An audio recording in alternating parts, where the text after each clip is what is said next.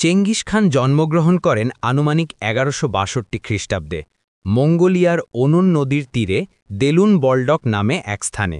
তার প্রকৃত নাম ছিল তেমুজিন। নামটি রাখা হয়েছিল একটি বন্দী তাতার যোদ্ধার নাম অনুসারে। তার পিতা ছিলেন ইয়েসুগাই বাহাদুর, বর্জিগিন গোত্রের প্রধান, আর মা ছিলেন হোয়েলুন। বংশানুক্রমে তারা তুর্কি মঙ্গল গোত্রের অন্তর্ভুক্ত ছিলেন।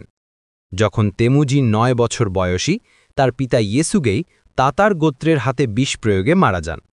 ফলে তাদের পরিবার গোত্র থেকে বিচ্ছিন্ন হয়ে পড়ে। তেমুজিন, তার মা এবং ভাইবোনেরা চরম দারিদ্র্যের মধ্যে বেঁচে থাকতে বাধ্য হয়। তারা মূলত বন্য ফল, শিকার এবং মাছ খেয়ে টিকে থাকত। শৈশবেই তাকে শক্ত হতে হয়। ভাইদের মধ্যে কলহও হয়েছিল, এমনকি তিনি নিজের সৎ ভাই বেকতারকে হত্যা করেন পরিবারের নেতৃত্ব প্রতিষ্ঠা করার জন্য। কৈশোরে তেমুজিনকে তার মাকে বাঁচানোর জন্য একটি প্রতিদ্বন্দ্বী গোত্র ধরে নিয়ে গিয়েছিল, তবে তিনি পালিয়ে আসেন। পরে তিনি শক্তি অর্জনের জন্য আশেপাশের গোত্রগুলোর সাথে জোট বাঁধেন। তিনি প্রথম বিয়ে করেন বোরতে নামের এক কন্যাকে। শত্রুরা বোর থেকে অপহরণ করলে তেমুজিন মিত্রদের সাহায্যে তাকে উদ্ধার করেন।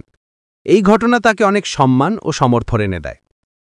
তৎকালীন মঙ্গোলিয়া ছিল অজস্র গোত্রে বিভক্ত। প্রতিটি গোত্র একে অপরের বিরুদ্ধে লড়াই করত। তেমুজিন ধীরে ধীরে বিভিন্ন গোত্রকে একত্রিত করতে থাকেন। তিনি সমর্থকদের যোগ্যতার ভিত্তিতে পদ দিতেন, জন্ম বা বংশের ভিত্তিতে নয়। ফলে অনেক সাধারণ যোদ্ধাও তার প্রতি অনুগত হয়ে যায়। ১২০৬ সালে এক মহাসভা বা কুরুলতাইতে তাকে চেঙ্গিস খান উপাধি দেওয়া হয়। প্রথমে উত্তর পশ্চিম চীনের শিয়া রাজবংশ আক্রমণ করেন। পরে শক্তিশালী জিন রাজবংশকে পরাজিত করেন এবং বেইজিং দখল করেন। চীনের শহরগুলো দখলের সময় তিনি ভয়ঙ্কর গণহত্যা চালালেও পরে চীনকে সাম্রাজ্যের গুরুত্বপূর্ণ অংশে পরিণত করেন। খোরেজাম সাম্রাজ্য আজকের উজবেকিস্তান, তুর্কমেনিস্তান, কাজাখস্তান ইত্যাদি আক্রমণ করেন।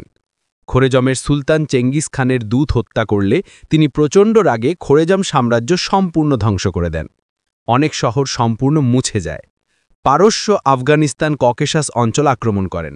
বহু শহর ধ্বংস হয়, তবে বাণিজ্য পথ তার নিয়ন্ত্রণে আসে। রাশিয়ার কিয়েভান রুশ রাষ্ট্র আক্রমণ করেন।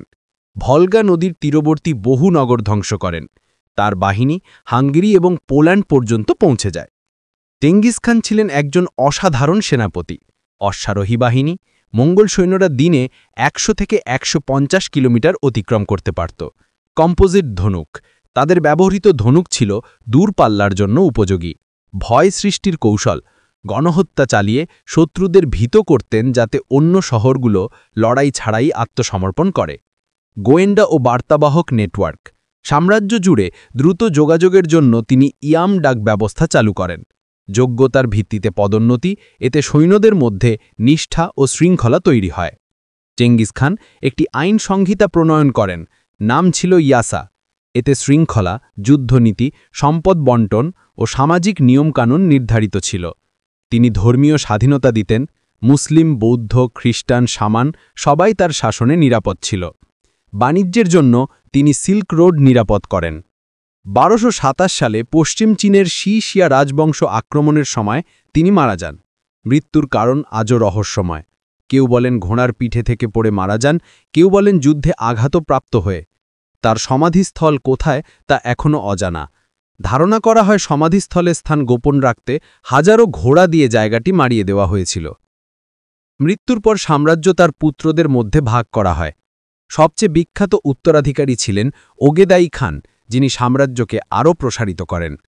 চেঙ্গিস খানের নাতি কুবলাই খান চীনে ইউয়ান রাজবংশ প্রতিষ্ঠা করেন। তার সাম্রাজ্য ছিল ইতিহাসের সবচেয়ে বড় সংযুক্ত স্থলভিত্তিক সাম্রাজ্য, প্রায় ৩৩ মিলিয়ন বর্গ কিলোমিটার। তিনি ইউরেশিয়ায় পূর্ব পশ্চিম সংযোগ স্থাপন করেন। সিল্ক রোড তার শাসনে নিরাপদ হয়, ফলে বাণিজ্য ও সাংস্কৃতিক আদান প্রদান বৃদ্ধি পায়। তার বিজয় ভয়ঙ্কর ধ্বংসযজ্ঞ সৃষ্টি করলেও বিশ্ব ইতিহাসে গভীর প্রভাব রেখে যায়।